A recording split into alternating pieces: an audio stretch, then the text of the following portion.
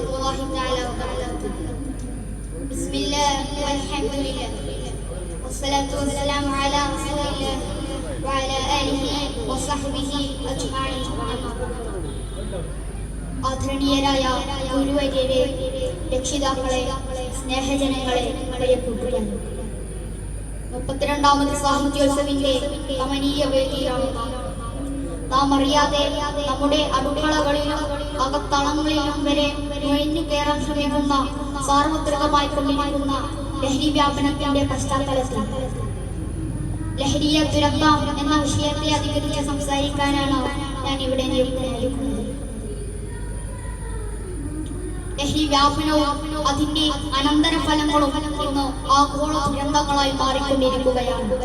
കർക്കശമായ ലഹരി നിരോധനവും ശിക്ഷാ നടപടികളും നിലവിലുള്ള വിദേശ രാജ്യങ്ങളിൽ പോലും ലഹരി ഉപയോഗവും ഉപഭോഗവും വർദ്ധിച്ചു വരുന്നതായാണ് റിപ്പോർട്ട്. പുറം നാടുകളിൽ നിന്നും ലഹരിക്കടത്ത് ധാരാളമായി നടക്കുന്നുവെന്നാണ് രാജ്യത്തെ വിമാനത്താവളങ്ങളിൽ നിന്നും മറ്റുമായി വൻതോതിൽ ലഹരി വസ്തുക്കൾ പിടിക്കപ്പെടുന്ന വാർത്തകൾ സൂചിപ്പിക്കുന്നത്. സാക്ഷരതയിലും വിദ്യാഭ്യാസത്തിലും എന്നുവേണ്ട എല്ലാ മേഖലകളിലും ഏറെ പ്രബുദ്ധമായ കേരളത്തിൽ ക്രമാതീതമായ തോതിൽ ലഹരിയുടെ വ്യാപനം നടക്കുന്നത് ആശങ്കാജനകമാണ്. ഇക്കഴിഞ്ഞ ക്രിസ്മസ് മുതൽ ന്യൂ ഇയർ ഡേ ഉൾപ്പെടെയുള്ള ഒറ്റയാഴ്ചയിൽ മാത്രം മലയാളി കുടിച്ചു തുലച്ചത് 712 കോടി രൂപയുടെ മദ്യമാണ്. അവസാനത്തെ സെൻസസ് പ്രകാരം കേരളത്തിലെ ജനസംഖ്യ 3,34,06,061 അത് പ്രകാരം ആ ആഴ്ചയിൽ 36 രൂപയുടെ മദ്യം നാം ഉൾപ്പെടെയുള്ള ഓരോ കേരളീയനും കുടിച്ചെന്ന് കരുതേണ്ടി വരുന്നു. ഇക്കഴിഞ്ഞ ന്യൂ ഇയർ ഡേക്ക് മാത്രം 108 കോടി രൂപയുടെ മദ്യമാണ് വിറ്റഴിക്കപ്പെട്ടിട്ടുള്ളത്. ഇതൊക്കെ സർക്കാർ അംഗീകൃത ഷോപ്പുകളിലെ മാത്രം കണക്കുകളാണ്. മറ്റുള്ളവ കൂടി പരിഗണിച്ചാൽ ഇനിയും തെറ്റിക്കുന്ന കണക്കുകളായിരിക്കും പുറത്തുവരിക. പണ്ടൊക്കെ പട്ടച്ചാരായവും മറ്റുമായിരുന്നു ലഹരി. അതുതന്നെ സമൂഹത്തിലെ കല്ലിപ്പുള്ളികളെന്ന് വിശേഷിപ്പിച്ചവരായിരുന്നു സേവിച്ചിരുന്നത്. ഇന്നിപ്പോൾ കഥ മാറി. കൊടികളും മിഠായികളും സ്റ്റാമ്പുകളും തുടങ്ങി പലതരം ബ്രാൻഡുകളിലുള്ള മയക്കുമരുന്ന് രംഗം കൈയടക്കിയിരിക്കുന്നു. പ്രായഭേദമന്യേ എല്ലാവരും ഇതിന്റെ അടിമകളായിക്കൊണ്ടിരിക്കുകയാണ്. കോടികളുടെ ബിസിനസ് റാക്കറ്റാണ് ഈ രംഗത്ത് പ്രവർത്തിക്കുന്നത്. ലാഭകേന്ദ്രീകൃത ലോകത്ത് ആർക്കെന്ത് സംഭവിച്ചാലും ലോകം തന്നെ അടിമേൽ മറിഞ്ഞാലും കുഴപ്പമില്ല. തനിക്ക് തടിച്ചു കൊഴിക്കണം, അടിച്ചു കൊളിക്കണം എന്നേയുള്ളൂ. അതിനാൽ ലഹരി മാഫിയ നമ്മെ എട്ടും പൊട്ടും തിരിയാത്ത നിഷ്കളങ്കരായ വിദ്യാർത്ഥികളെയും പുതുതലമുറയെയും ലഹരിയുടെ അടിമകളും കാരിയറുകളും മാറ്റി മാനുഷിക മൂല്യങ്ങളെ, ബന്ധങ്ങളെ, സാമൂഹികമായ നിയന്ത്രണങ്ങളെ നിരാകരിക്കാൻ പ്രേരിപ്പിക്കുന്ന പ്രകൃതി വിരുദ്ധമായ നവലിബറൽ ആശയങ്ങളും സർവസ്വതന്ത്രത ചിന്താഗതികളുമൊക്കെ ലഹരി വ്യാപനം സാർവത്രികമാക്കുന്നതിന് ആക്കം കൂട്ടുന്നു. ഫലമോ എല്ലാ അതിരുകളും ലംഘിച്ച് മയക്കുമരുന്നിന്റെ വകഭേദങ്ങൾ നമ്മുടെ അടുക്കളകളിലും അകത്തളങ്ങളിലും വരെ എത്തിപ്പെട്ടിരിക്കുന്നു. എത്ര ചെറുപ്പക്കാരാണ് ലഹരിയുടെ നീരാളിപ്പുഴത്തിൽ വരുന്നത്.